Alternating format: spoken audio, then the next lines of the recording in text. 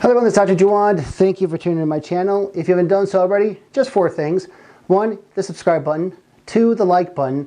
3, the bell notification. And 4, leave a comment or ask a question. I will be more than happy to answer very, very simple questions when you put them down there.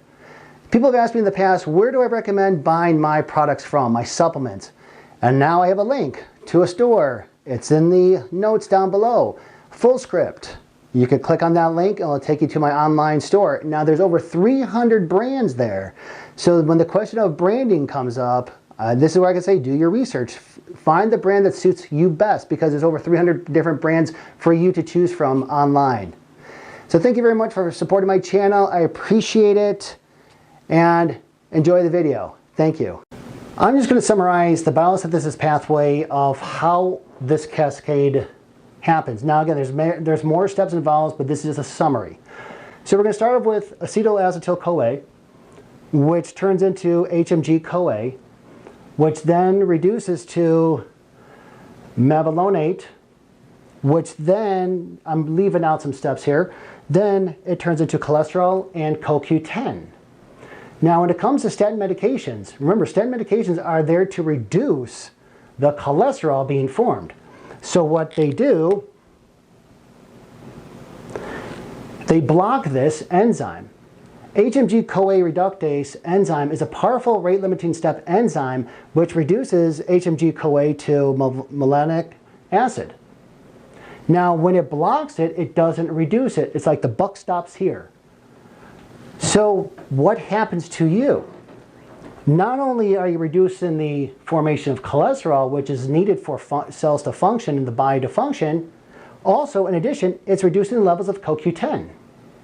And CoQ10 is a powerful antioxidant for the brain, for the nervous system, for the muscles, for every single cell in our body. Because you have this reductase right here, this step right here that's being blocked. So what happens when you take a statin,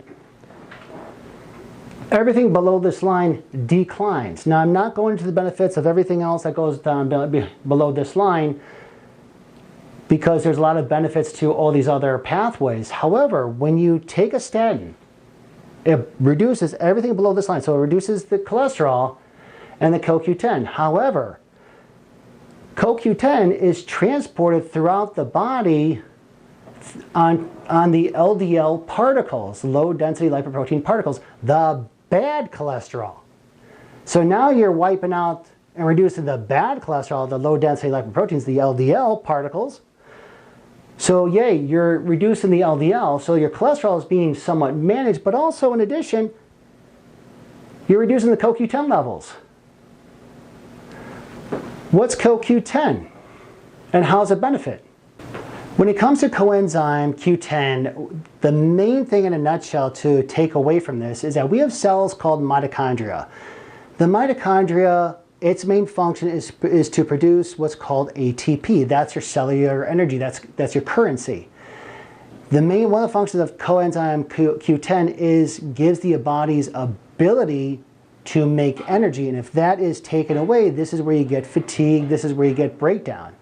Another benefit of coenzyme Q10, it's a free powerful antioxidant. Now what is an antioxidant? I always say that, okay, so when you get in your car, you turn it on and you have the exhaust, carbon monoxide. Now if your car, if it's in the garage and the garage door is closed, all that carbon monoxide builds up and it causes cellular damage. So what do? You open the garage door and it gets all that carbon monoxide out the garage. What coenzyme Q10, an antioxidant, what that does is that as the body is being utilized, as the cells are being utilized, they give off a byproduct called free radicals.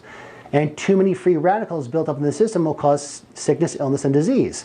And so what antioxidants do, they kind of flush out those free radicals so they don't build up in your system and cause sickness, illness, and disease. So how does it help with the brain health? Protects the brain cells. Mitochondria generate the neuron energy, and it also controls its death. CoQ10 protects the mitochondria from oxidative damage and dysfunction. The buildup of free radicals, remember, it's an antioxidant. In addition, brain energy. CoQ10 assists with ATP production. Remember, the mitochondria produces ATP. And low levels of CoQ10 will affect mental cognition, brain fog, slow mental processing, and cognitive decline. The neurotransmitters, when you have nerves, they connect to each other through neurotransmitters. It's how they communicate throughout the body. So this neural signaling is involved in memory, learning, cognition, recall, and CoQ10 contributes to the energy production in the mitochondria and each of these neurons. The same theme. CoQ10 allows the mitochondria to produce more ATP, so you're able to function better. Statins block that. The benefits: it boosts energy levels, reduce fatigue, reduce possibilities of age-related disorders, Alzheimer's, Parkinson's, Huntington's, those types. Lowers the blood pressure, lowers blood sugar levels, provide protection and energy to your brain to prevent decline, boost cerebral flow. Those are the benefits. Why would you want to take that away? Helps in prevention of cancer, cardiac arrest, cardiovascular disease, congestive heart failure, diabetes, Parkinson's, neurodegenerative disorders, Alzheimer's, hypertension, infertility, kidney failure, macular degeneration, migraine headaches, viral myocarditis. When you block the production of how the body produces CoQ10, because you want to block the production of how the body produces cholesterol, and remember, cholesterol has a lot of important functioning factors in how the way the body works, including your hormones and the adrenal system. Okay, when it comes to dosing, now again, if you're not taking statins, remember, do your research because the dosing actually varies on what you want to prevent. An average dose is anywhere from 200 milligrams to 400 milligrams daily. If you are trying to prevent Parkinson's, then it may be a little bit higher. So do your research on what you're trying to prevent. Now, if you are on a statin, I can't tell you to get off a statin, but this is the formula. So you take the statin dose, add a 0, and that's the minimal amount of CoQ10 that you need. For example, if you're on 40 milligrams of a statin, add a 0, so then you need 400 milligrams of CoQ10 minimally a day. So I hope that helps. If you have any questions or comments, please leave them down below, and I'll see you in the next video. Be good.